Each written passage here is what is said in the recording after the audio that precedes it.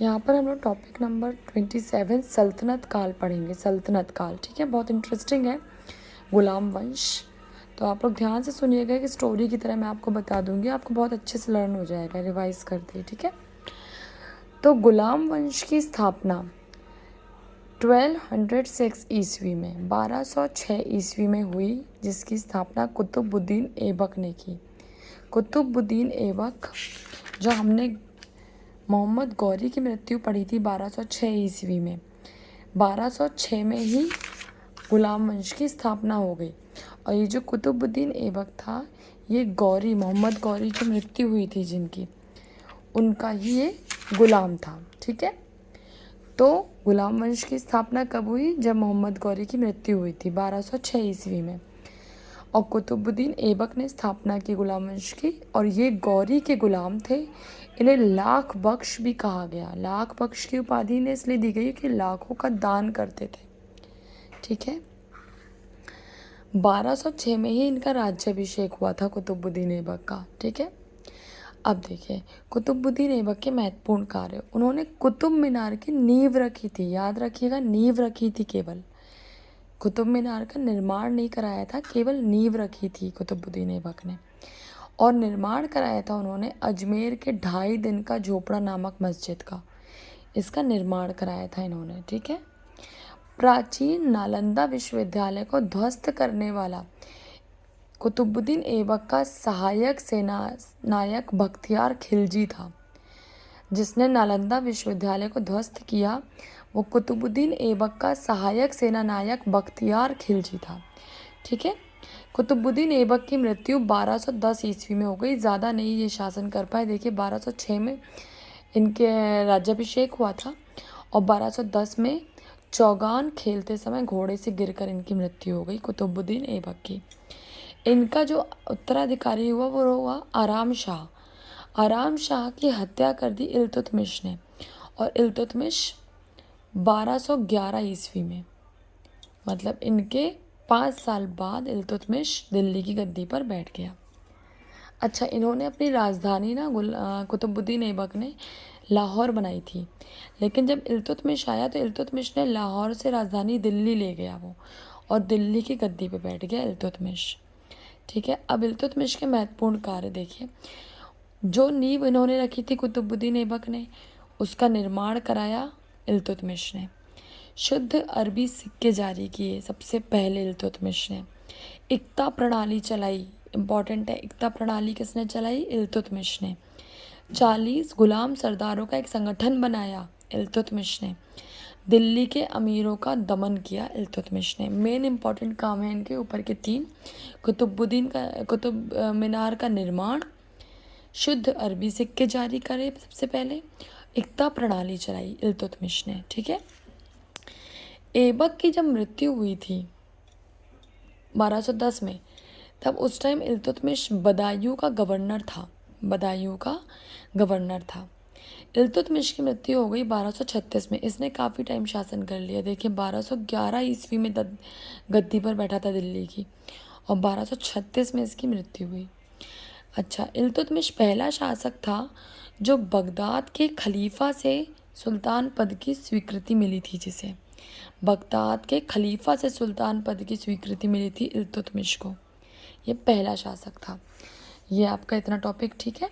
इसमें अब आगे, इल्तुतमिश के बाद उसका पुत्र रुकनुद्दीन फिरोज गद्दी पर बैठा, लेकिन रुकनुद्दीन फिरोज अयोग्य था, वो शासन चलाने लायक नहीं था, इसलिए इसकी माँ शाह तुर्कान छाई रही, इसकी रुकनुद्दीन फिरोज की।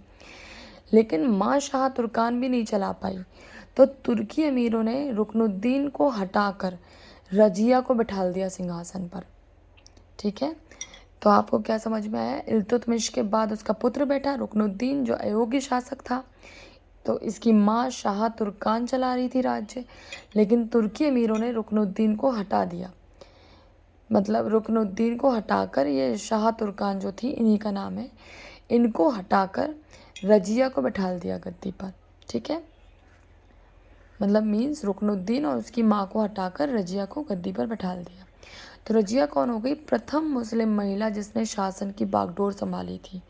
प्रथम मुस्लिम महिला रजिया सुल्तान। अब देखिए रजिया की जो शादी थी वो अल्तूनिया से हुई, ठीक है। रजिया के कुछ टाइम बाद इसने काफ़ी अच्छे काम किए, पर्दा प्रथा पे रोक लगाई, कई सारे कामों के बाद जो तुर्की अमीरों ने इसको सिंहासन पर बैठाला था वही लोग इसके विरुद्ध हो गए, तो इन्होंने इसे बंदी बना लिया, ठीक है। रजिया की हत्या हो गई 1240 ईस्वी में, ठीक।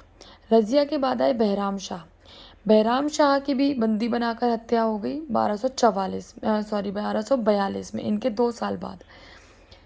रजिया की 1240 में, 2 साल बाद बहराम शाह की भी हो गई। बहराम शाह के बाद आए अलाउद्दीन मसूद शाह, जिन्हें बलबन ने षड्यंत्र करके हरा दिया, ठीक है, और हटा दिया गद्दी से। अब देखिए ये इम्पोर्टेंट नहीं है ये दोनों इतने, इनके बाद वाले इम्पोर्टेंट है नसीरुद्दीन महमूद। नसीरुद्दीन महमूद के बारे में है, टोपी सीकर जीवन निर्वाह करने वाला शासक। कौन था? नसीरुद्दीन महमूद। टोपी सीकर, टोपी सिलकर ये अपनी जीविका चलाते थे। इनसे बलबन ने अपनी बेटी की शादी कर दी थी। इनकी शादी किससे हुई थी? बलबन की बेटी से, क्योंकि बलबन ने इन्हें पहले हराया अलाउद्दीन मसूद शाह को षड्यंत्र से और गद्दी पर बैठाल दिया नसीरुद्दीन महमूद को, और इनसे अपनी बेटी की शादी कर दी बलबन ने। ये टोपी सीकर जीवन निर्वाह करते थे नसीरुद्दीन महमूद। इनके बाद शासक बने बलबन। बलबन को उलूग खां की उपाधि दी थी इन्हीं ने, नसीरुद्दीन महमूद ने, ठीक है। अपने ससुर को ही इन्होंने फिर गद्दी पर बैठाल दिया। बलबन का नाम वहाँ पर बहाउद्दीन से फेमस थे। ये इल्तुतमिश का गुलाम कहलाया, इल्तुतमिश के गुलाम थे पहले, ये इल्तुतमिश के गुलाम थे, ठीक है। इन्हें बहाउद्दीन नाम से जाना गया। और फिर गुलाम वंश का अंतिम शासक आ गया शमुद्दीन कैमुर्स। लेकिन अब बलबन के महत्वपूर्ण कार्य काफ़ी हैं, वो पढ़िए, इंपॉर्टेंट है। तुर्कान ने चिहलगानी का विनाश किया इसने। राज दरबार में सिजदा और पैबोस प्रथा की शुरुआत की बलबन ने नवरोज उत्सव को प्रारंभ किया। लौह एवं रक्त नीति का पालन किया विद्रोह के लिए। और बलबन के दरबारी कवि हुए फारसी के प्रसिद्ध कवि अमीर खुसरो और अमीर हसन। ये बलबन के महत्वपूर्ण कार्य हैं। रजिया के बाद बहराम शाह, अलाउद्दीन मसूद शाह इतने इंपॉर्टेंट नहीं है। नसीरुद्दीन शाह इंपॉर्टेंट है, इनकी शादी बलबन की बेटी से हुई थी, इन्होंने टोपी सीकर जीवन निर्वाह किया था। इनके बाद बलबन आए। बलबन को उलूग खां की उपाधि नसीरुद्दीन महमूद ने ही दी थी। बलबन इल्तुतमिश के गुलाम थे, बहाउद्दीन के नाम से भी जाने जाते थे। और बलबन के ये महत्वपूर्ण कार्य हैं, जिसमें सिजदा और पैबोस प्रथा इंपॉर्टेंट है।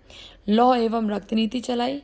इनके दरबारी कवि अमीर खुसरो और अमीर हसन हुए, ठीक है। तो ये हो गया हमारा पूरा गुलाम वंश। आप इसका स्क्रीनशॉट ले लीजिए और अपने आप इसके आप नोट्स बनाइएगा, ठीक है। Thank you.